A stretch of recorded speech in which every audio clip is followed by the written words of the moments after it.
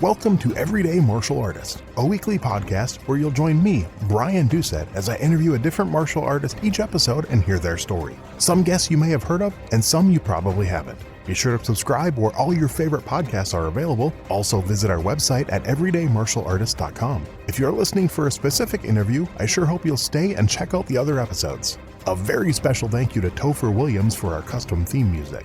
And now, the newest episode of Everyday Martial Artist. Everyday Martial Artist is brought to you by KOOnline.com for all your martial arts needs. Sparring and safety gear, rank belts, uniforms, weapons, patches, and more. Wholesale supplies made by martial artists for martial artists. Visit us today at KO-online.com. Hello and welcome to the newest episode of Everyday Martial Artist, your weekly podcast where on each episode we interview a different martial artist, preferably from as many different backgrounds and many different styles as we can, and we get to hear their story on kind of how they got going in the martial arts and what they're doing nowadays. This week's guest, I'm excited for this one. She is the founder, owner, and chief instructor of Nicola Valley Muay Thai in British Columbia, and she's also the first female indigenous Muay Thai instructor to be certified by the Sport Authority of Thailand. So please welcome to our show today, Melissa Moses. How are you doing today? I'm doing wonderful. Thank you for having me. Well, thank you. I'm really excited. Me too. Well, before we kind of get into what you're doing now, as I do with most of my guests, let's kind of go back to the beginning and just kind of talk about how you first got interested in martial arts, or maybe where you first saw martial arts, how it kind of piqued your interest and started that path down your life. Ooh, when did it? I was 8 years old, and my mom was the one who brought me to my first Taekwondo lesson. It was ITF Taekwondo. Okay. Here in Merritt, British Columbia, and she was worried for my safety. I was bullied as well, but there was also a lot of missing and murdered indigenous women and girls here in Canada. Oh, wow. And so my mom, being worried and being a mom, she wanted to make sure that her only daughter would have the skill set to be able to protect and defend herself if there was a need and a time for it. So that was my first exposure to martial arts, and I didn't know I was going to fall in love with it. Just happened to my master instructor at the time said that I was really good, and if I really wanted to, I can go to the Olympics if I wanted to. So he put that in my mind, but I was like, no, I'm not. I don't really want to compete like that. Like, okay. I was always taught that martial arts, like you only use it to protect in self-defense. So, and I was going to go into hockey. I was being recruited to go and play on a girls hockey team. And my master instructor then was like, no, he's like, what are you going to do with hockey? Like, what's hockey going to do for you in the future? I'm like, I don't know. I just want to go and hang out with, other girls my age and enjoy the sport of hockey. And he says, well, you can be like an instructor like me one day. And, telling a little girl this, and, I'm not even thinking about becoming an instructor at that point, but I guess he saw some potential back then that I didn't really see. It's not every day that a little girl is saying, when I grow up, I want to be a martial arts instructor. Right. That wasn't me at the time. And, I would have to give credit to my mom for my first exposure to martial arts. So now you mentioned, hanging out with other girls and other friends your age in hockey. So how many other girls were in your first martial arts class? Do you remember? There was maybe a handful of us in my class. Okay. Mostly were men and boys. Definitely dominated, the numbers in the classes that I was in attendance. We speak about girls, but we can also talk about, because I'm First Nations from British Columbia, is there was, out of all the years since I've been training, I've only ever trained with 5 indigenous martial arts practitioners in my entire life. And, since I started when I was 8, and, I'm about to turn 35 here in a couple weeks. And I've only ever trained with 5, in my lifetime so far. Wow. And all of them were men and boys, indigenous men or boys. So I personally hadn't trained with an indigenous woman or girl, and I haven't met another indigenous martial arts or self-defense instructor yet. So I've heard they're out there. I heard there's one in Saskatchewan, and I heard there's a couple in the States, but I personally haven't met them. So they're hard to find, or they're hard to come by. There are just not very many of them. And when I started my business here in Canada back in September 2018, because I was answering the call to the National Inquiry into Missing and Murdered Indigenous Women and Girls, because it was bringing our attention to the tragic levels of violence faced by our Indigenous people across Canada and the United States, which includes First Nations, Inuit, Métis, and Native American communities. So that's the reason why I came back home to Canada. And it was that there I thought, okay, I don't think I'm going to get a lot of women and girls interested in these programs, because all the classes that I've taught or I've trained at in the States were all male dominant in all my classes. So I'm like, oh, this is going to be like, if I'm lucky, I might get 10 Mm-hmm. if I'm lucky. But there was such a demand for self-defense in Indigenous communities that it blew my mind. When I held my first self-defense seminar, I'm just praying to the Creator. I'm like, just give me 10, and I'll be happy. And I end up getting 50 Indigenous women and girls.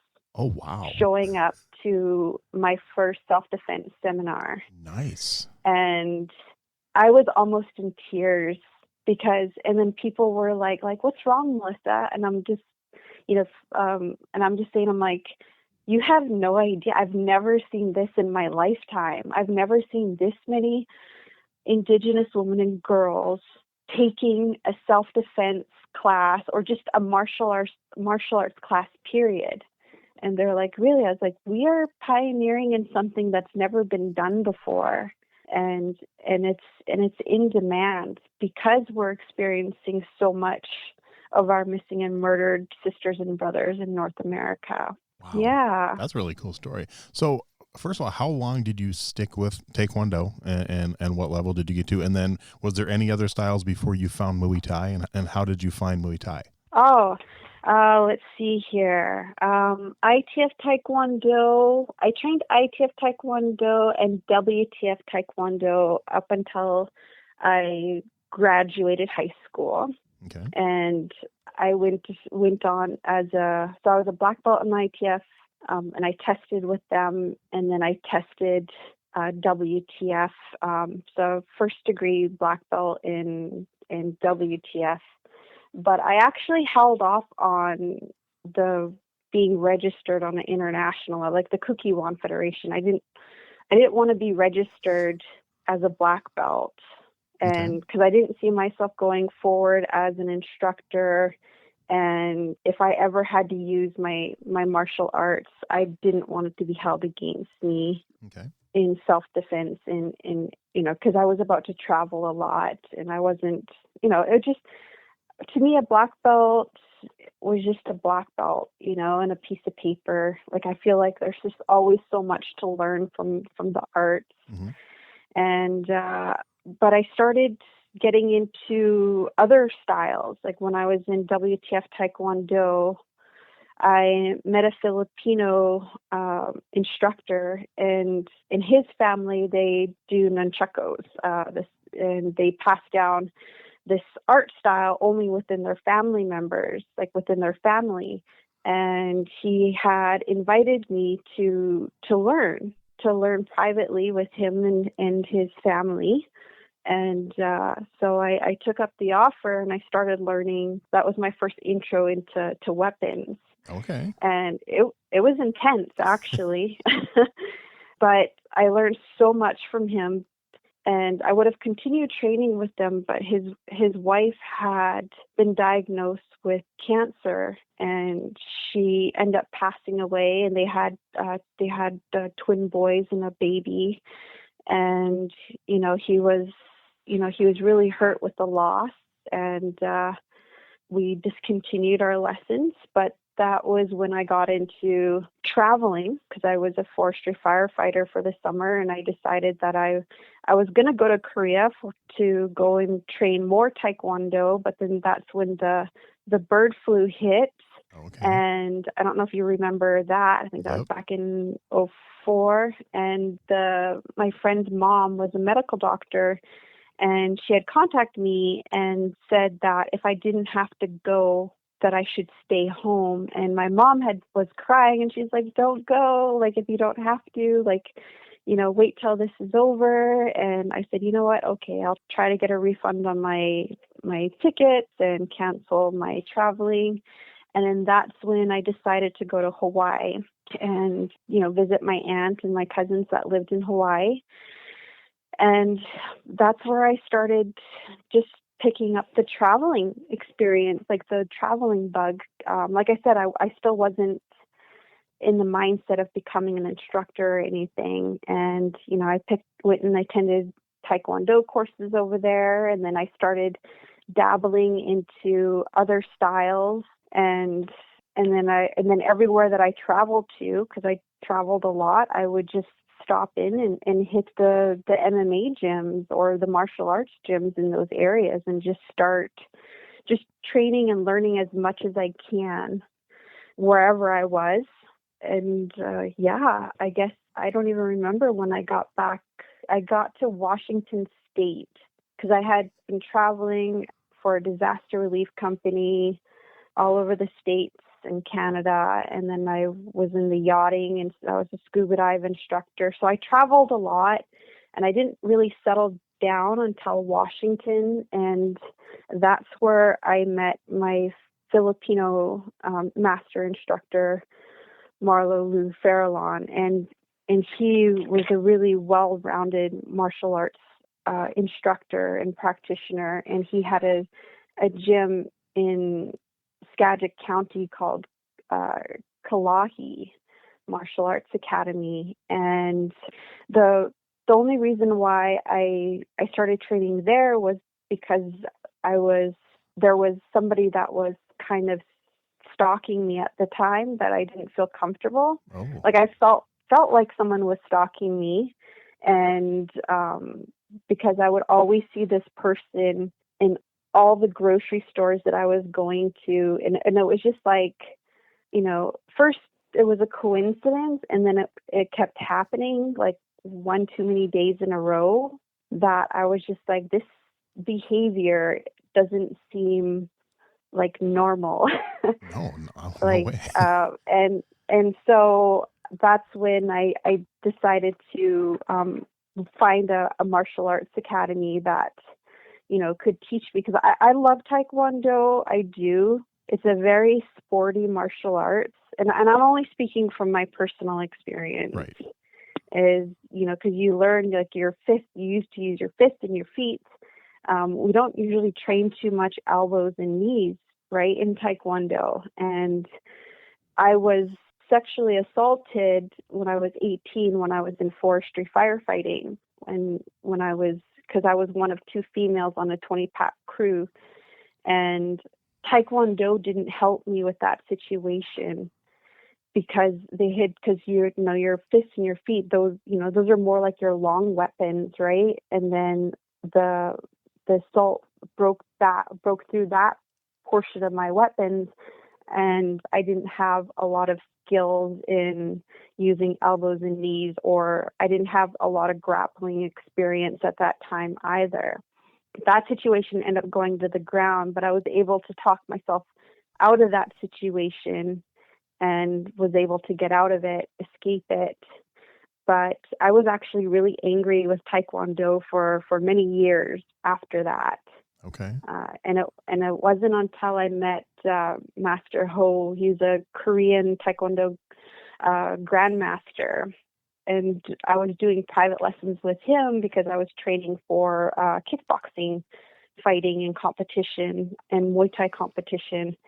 And my opponent was a kickboxer, so we wanted to sharpen up my Taekwondo skills again. So I was advised to go do some private lessons with Grandmaster Ho, and there was a moment there that someone had brought up what had happened back when I was in forestry firefighting, and it was a triggering moment for me. And I was actually emotional, and I was at practice, and I just broke down crying, and Grandmaster was like, "What is wrong?" And I'm like, "This is what had happened." And I said, "I am so angry with Taekwondo." And everyone that said that, oh, like she should have been able to protect herself because she's a black belt in Taekwondo.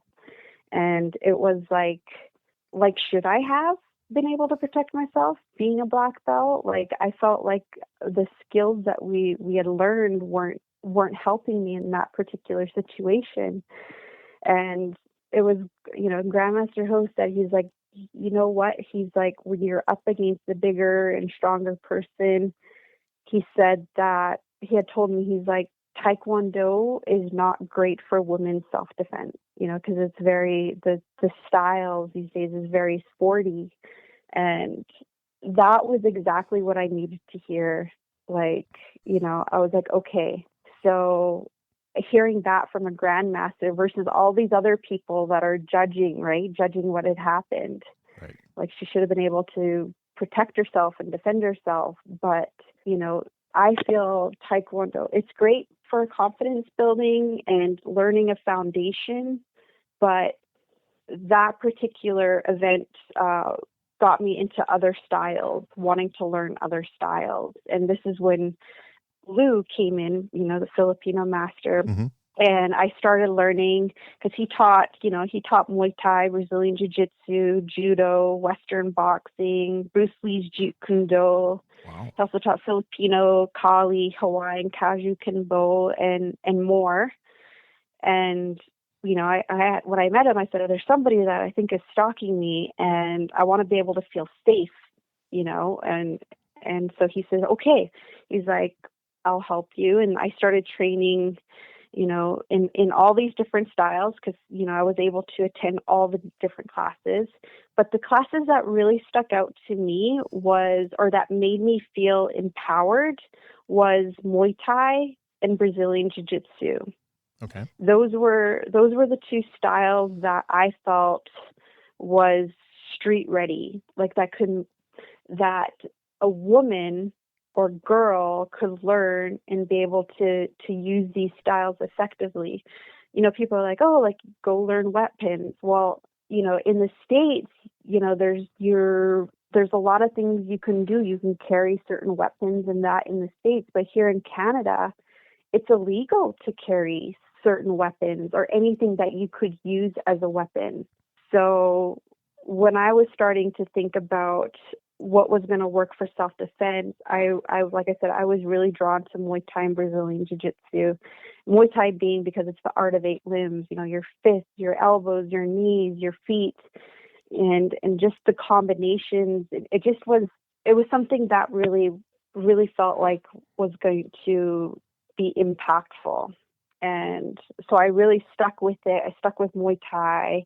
I was going to more Muay Thai classes and seminars, and same with Jiu-Jitsu, because a lot of attacks will go to the ground. So learning to have a grappling background, and for me, Brazilian Jiu-Jitsu was empowering for me, because when I go back to when I was 18, when it went to the ground, like some of these Jiu-Jitsu, I wish I knew the Jiu-Jitsu moves that I know now back then. Yeah. And so, I'm going from personal experience, what things that had happened to me in my personal life, and basing what I would like to teach. I was asked to teach teach WTF Taekwondo.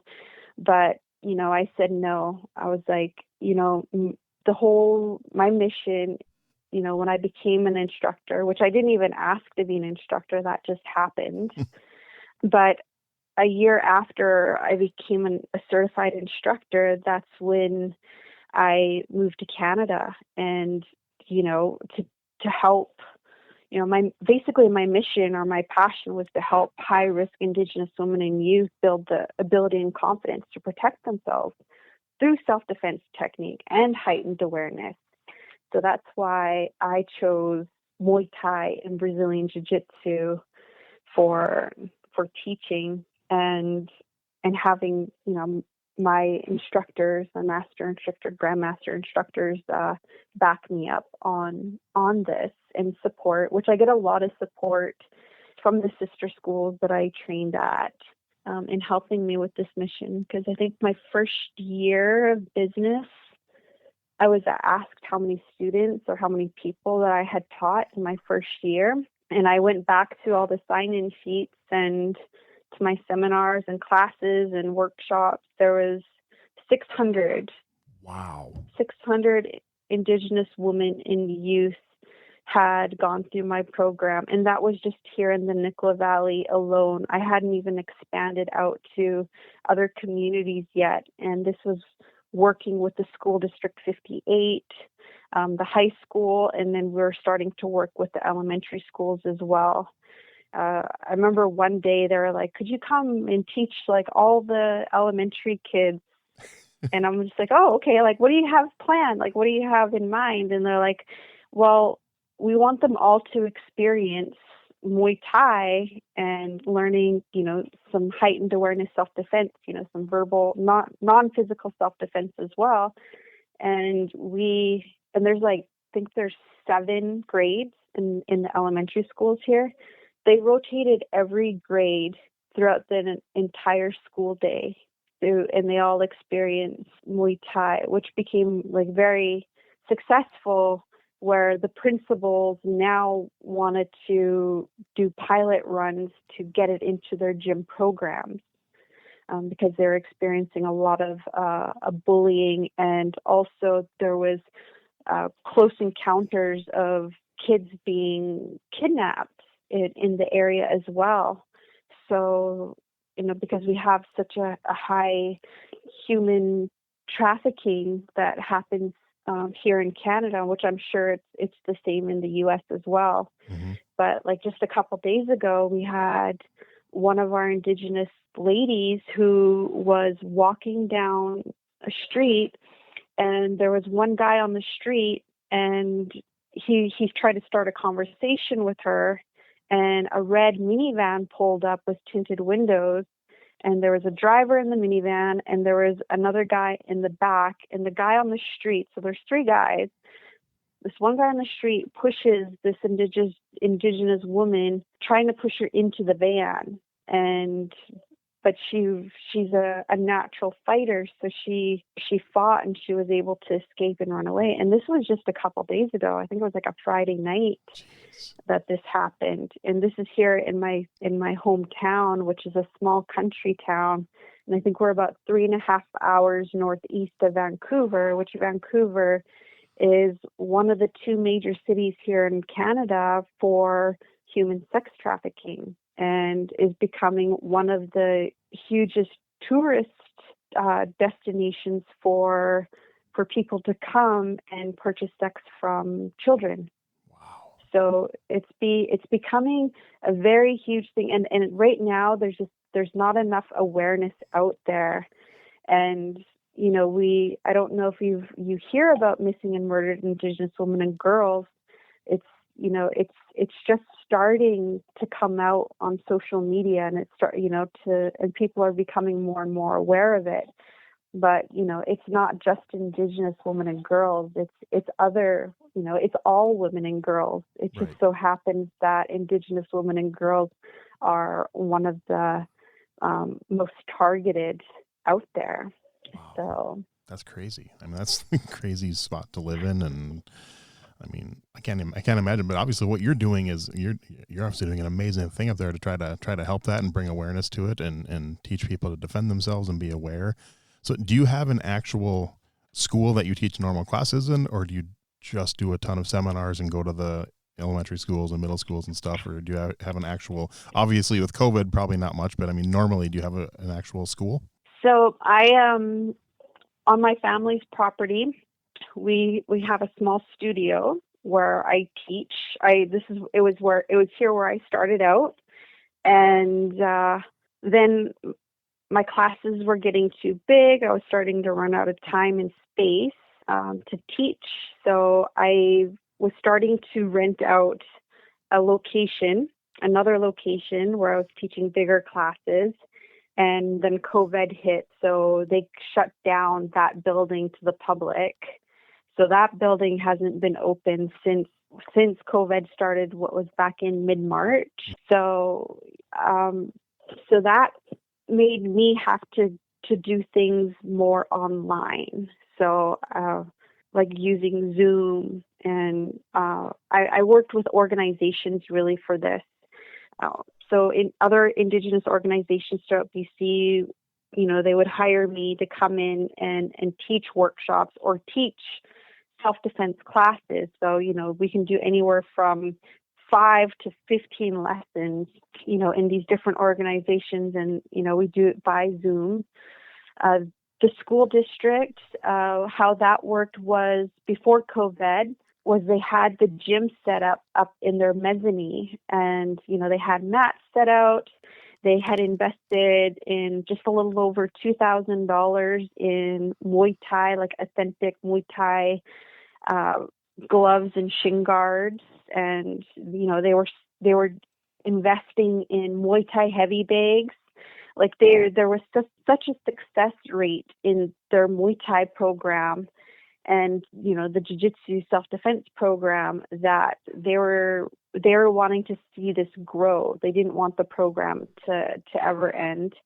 And when it came to the COVID right before spring break, I told the principal, I said, this COVID, I'm not sure if you're following this, but I have a feeling the school is going to be shut down during, over spring break. And he's like, no, if I have anything to say in it, you'll be back. And I'm like, okay. I'm like, here's the key to the gloves and shin guards. Make sure no one steals anything, until I get back. And sure enough, he gave me a call during spring break and said, he's like, we're shutting down the school because of COVID. And I was like, okay. He's like, you're coming back, right? Like, you're coming back, like, once we open this up, when it's safe again to be able to teach. And I said, yes. And getting in with the school district was actually kind of an accident. I was invited to attend a meeting, and there's a lot of alcohol and drug abuse happening with amongst our youth in our area, which I'm sure it's in a lot of different towns and cities. Right. And they're trying to see, like, how could they reduce these numbers? Like, how can they, get kids back on track? And, I was listening to the principal, which I didn't know he was the principal at the time because I had come into the meeting late.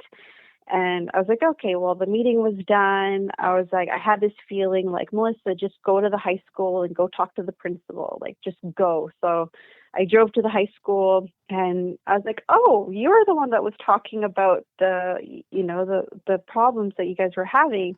I said, I introduced myself. I'm Crew Melissa Moses, owner and chief instructor of Nicola Valley Muay Thai and self-defense. And I just moved to Merritt back home to teach self-defense to my indigenous communities. But this is what I could teach. This is what I can offer.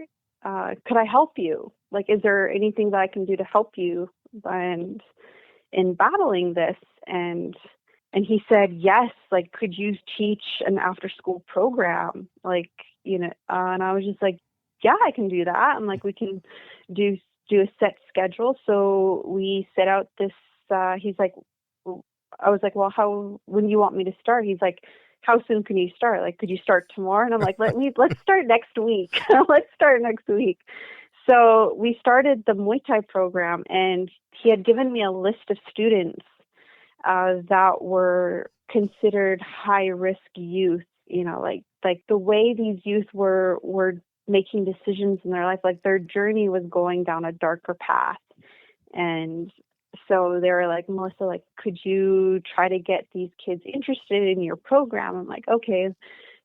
So they brought up some of these youth and introduced them to me. And I was like, okay. I was like, great. Like, you guys are going to come here. Like, and I remember one student said, this is stupid. Muay Thai is stupid. And I was like, oh boy, just give me a couple hours, just give me a couple hours, sit in on the class, just participate in the class. And if it's still stupid at the end of the 2 hours, then you don't have to come back. But at least you could say you've tried. And so these youth participated in the Muay Thai program. And, I asked, how was it or whatever. And you know how teenagers have that attitude and they don't really respond back to you sometimes. Yep. Well, I kind of got that. But when it came to the next Muay Thai session, these kids came back. Nice. So they kept coming back. And, close to the end of the school year, the first year, because I had started like late and like halfway through the school year. And I remember that the principal was like, Melissa, like, what did you do with these kids? And I'm thinking, like, am I in trouble? Like, what did I do?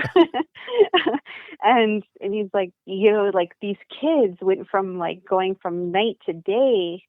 And I'm just like, you know what? It's just the martial art. I mean, we teach respect, all the old school teachings, and I say old school because those are the most effective, I feel, is like every time you enter on the mat, you bow. When you bow to the flags, you bow to your instructor, and when you get off the mat, you be sure you bow off the mat, like, all those little things of like respect, cleaning your gear, helping your instructor clean the mats, disinfect the mats, and, all those little things, all those little teachings all add up and make a huge difference.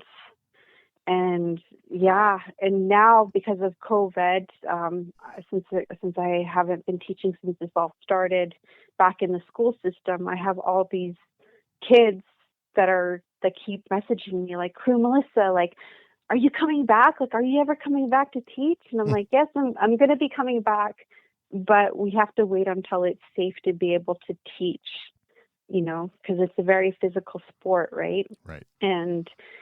But some of them are really worried because it's like, well, it's my last year. I'm graduating this year, so, but for me, just seeing how far they've come and just teaching them, to walk with their head held high and their shoulders back and being aware of their surroundings. Like a lot of these kids, a lot of these youth and even adults, they don't even realize it, but the two things that attackers look for is, one, are you distracted? And two, if you have that victim mentality. Yep. And people are always asking me like, Melissa, like, what's the number one self-defense technique that you would teach somebody? And a lot of people think it's a physical technique, and it really isn't. It's a mindset. It's like, okay, one, quit being distracted. Quit being on your phone, when you should be more aware of your surroundings. And two, like, shoulders back, head up high, take a deep breath in, and don't have the victim mentality. Because as soon as you have someone like hunched over and, there's, science proves that there's chemicals being released in your body that makes you feel bad. And then you go to tell them, put your shoulders back, head up high. Science proves that there's chemicals in our bodies that makes us feel good, right? So when you're feel good, feel confident, feel empowered, you're giving off that vibe, so you're less likely to be targeted, right? Right. So teaching the confidence and how to carry yourself and the mindset, it's very important. But other than that, I just teach teach online right now currently. Okay. And do private lessons online, well, because of COVID. Right. But we are working on developing a program online that could be purchased on my website when we go to relaunch the website. Wonderful. And hopefully we'll be able to do that this year. So you had mentioned at the beginning about trying to find more instructors possibly and needing more instructors to do what you're doing. So do you have any students that have been training with you since you started that are maybe, like how long would it take for you to train someone to instructor level with how you're doing it? It's trying to find the people that are dedicated to the art, right? Like that will find the time and not come up with excuses and that sort of thing, because they all have lives of their own. They all work full time or they go to school. Yep. And, I come from an old school training. Like all my instructors were all old school. You put in the time, sometimes it could be like 4 years. Sometimes it could be 10, 12 years, right? Like, I think it all depends on how much time and dedication you put into your specific style. For me, I haven't come across anyone that was really dedicated to the art yet. Oh, hopefully you will. And I'm like, yeah, well, because I'm specifically looking for indigenous, right? Like, right. There's a demand for indigenous self-defense women instructors. So that's where we're going to be the most impactful when it comes to battling this missing and murdered indigenous women and girls.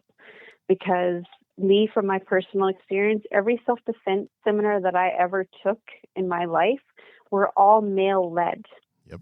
And they were non-indigenous male-led. So they don't really know of what we're battling as in our indigenous communities throughout Canada, in the U.S. And so there's that need, and if we get more and more women instructors, that's wonderful. Because there's still very few of us out there, but to get the indigenous women instructors, that's where I would like to be able to teach. And this whole COVID, like I've only just started, I've just started my instructor journey and my business journey in September 2018. So, I feel like I've come, I'm being consistent, and I'm not moving too fast. I don't want to move too fast and really get things done right. So yeah, there's been talk about an indigenous Muay Thai instructor program. So what is it that we can do? Because in my area, like in some of these indigenous communities, they're in remote areas, like the places where they need it, they're in such remote areas. So how do we teach instructors for these indigenous communities in those specific areas? So it's something I'll have to sit down and chat more closely with with my Muay Thai instructors and about this. But there is a need. It's just a matter of coming up with a solution and a plan to do so. Well, it sounds like you're the one to lead the charge. I mean, you're doing an amazing job already. So definitely more power to you. That's great. Kind of a few fun questions to wrap things up. Some fun ones that. So you've been in martial arts now almost 30 years of your life. You said it when you were 8 years old. Is there a favorite philosophy you learned in martial arts that you really firmly believe in and keep coming back to? Philosophy. I think it goes back to, I think it's Lao Tzu. I think he said this, look within and you will find everything you need. I like that. Meaning, like, knowing others is intelligence, knowing yourself is true wisdom, mastering others is strength, but mastering yourself is true power. I think for me, and that really stuck out for me as I started getting more and more into martial arts and more into the idea of using martial arts in self-defense versus competition, was really getting to dive deep within, because I've went through a lot of trauma growing up as a little kid, and I was sexually abused when I was 4 and 5. So, as a little kid, and then going through the bullying and going through the sexual assault when I was 18, like those things, you really have to look within you and learning to let go, because like by letting go, you become free. And if that makes sense, I guess so. Makes perfect sense. That's great. Yeah. So let me ask you this. If, let's say, obviously as an instructor, you probably get this question a lot, but it's just a parent or someone came to you and just said, hey, I'm thinking of getting my child involved in martial arts. What are some tips you would give them on, what to look for in a school, what to look for in an instructor? I would say, because a lot of martial arts schools give free lessons, right? Like you can go and attend like a couple classes free, or you can attend like an entire week or 2 weeks. Mm-hmm.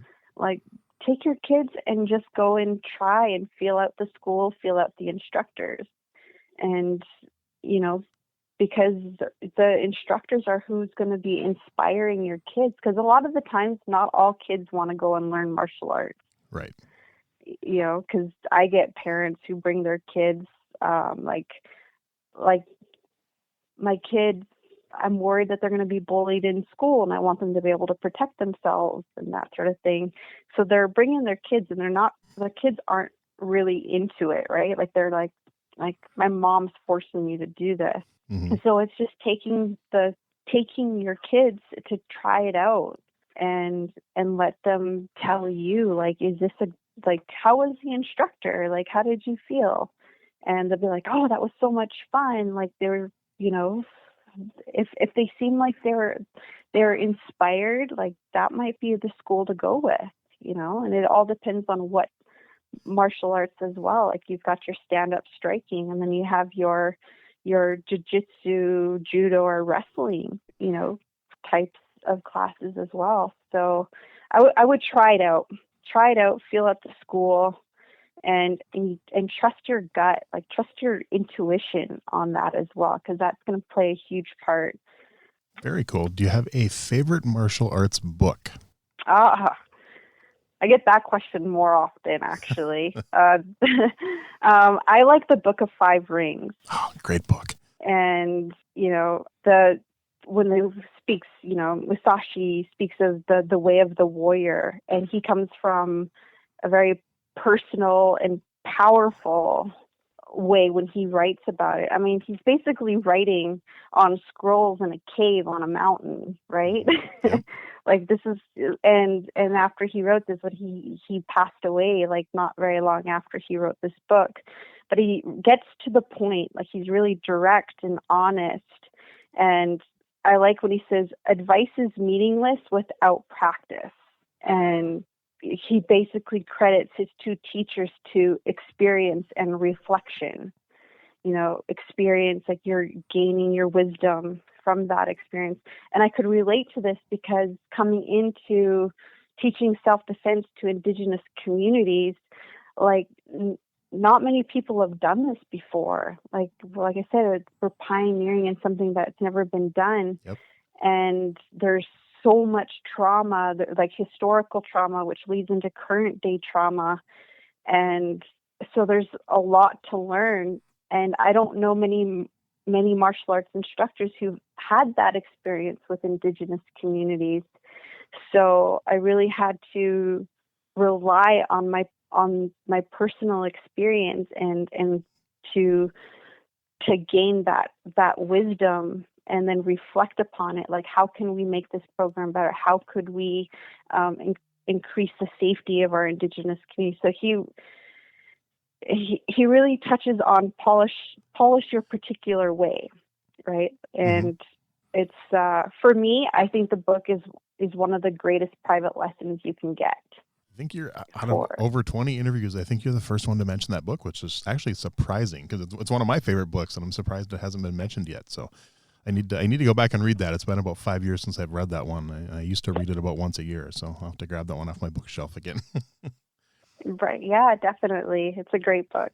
And then do you have a favorite, probably a two-part question, a favorite TV show, martial arts TV show and or martial arts movie? Maybe like a guilty pleasure type thing or something. Okay, let me see.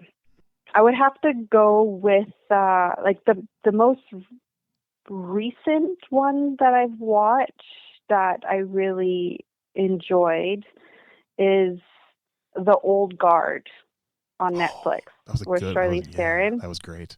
I mean, like the movies are based on like best warriors in the world, right? And I mean, they're learning sword, gun, tactical training. They're including ancient and modern styles, which is pretty like amazing. And like they have to fight like someone that's been fighting for 6,000 years. Yep. Like the level of perfection that they had to learn in their fight choreography. Like they had the trainings that they did. You can see it. You can see Aikido, you can see Salat, you can see Kali, you can see Hangar, Wushu, Taekwondo, Kendo, and I mean, there was just so many different styles that they used in their fight choreography, and the level of perfection that they had to train for their fight scenes was so believable for me. I mean, they went all over the spectrum when it came to the different styles of martial art in that particular movie. And I really do hope that, another movie like that comes about. I hope so. Yeah, no, that I think before Old Guard, I think it was Lady Blood Fight. Oh God, I haven't seen that one in a long time. It was like the female version of Bloodsport, right? So I think that was one of my other ones before the Old Guard came about. Nice. But yeah. Any martial arts TV shows you enjoy? Martial arts TV shows. I can't really think of any martial arts TV shows that come to mind. Okay. I'm more of a movie person myself. Okay, cool. If you liked Old Guard on Netflix, you should check out Warrior Nun. That's actually I think Warrior Nun. Yeah, I think it's 8 or 10 episodes. I actually really enjoyed it. It was pretty good. You might get a kick out of that one. So that's good. I'll add that to my list. Yeah, you'll have to add that and let me know what you think. So any last minute like parting words you want to leave? If anyone listening out there wants more information about what you do, obviously I'll add links to all your stuff we need to, your website and everything. When the show airs, we'll add that in there. But any last parting wisdom you want to leave everybody with? We need allies. Our indigenous communities need allies in teaching self-defense, and if you could reach out to your nearby indigenous communities in your area, I mean that would help. It'll help me be able to get this out there, right? Like we definitely want to reduce the statistics on missing and murdered indigenous women and girls. And I'm just one person, and it feels overwhelming at times, but it's work that needs to be done. And if you are a martial arts instructor or, and you want to help out, please don't be afraid to reach out to those communities. The worst they're ever going to say is no. Right. So if you can help give back, that'd be wonderful. Have you considered maybe starting like indigenous self-defense organization to try to unite and find more people that way? I haven't thought that far ahead yet. Okay. maybe I'll add that on my list. Add that to your list too. Future plans. Yeah. There we go. It's a thought. Baby step. True. Well, I will definitely reach out. I know I have some contacts on some of the reservations in Minnesota, North Dakota, just through MMA fighting, and I know I want to say in Montana there was an instructor out there that taught a lot of indigenous people there and stuff. So I will reach out and see if I can contact some people for you and send them your way for sure. That'd be wonderful. Cool. Thank you. Yes, I just want to thank you again you have such an inspiring story and an inspiring life, and I love what you're doing. It's such an important thing you're doing, and hopefully you will do it for a long time to come and hopefully get more people to help you. Right. Yes, I do too. I'm praying for that as well. Well, thank you again for your time, and I truly appreciate it. All right. Bye-bye.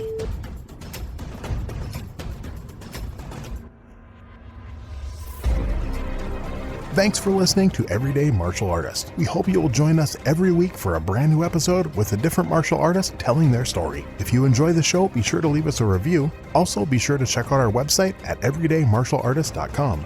There you can find all of our episodes and contact us to suggest guests and ask questions. Again, thanks for listening to Everyday Martial Artist, and we'll see you next week.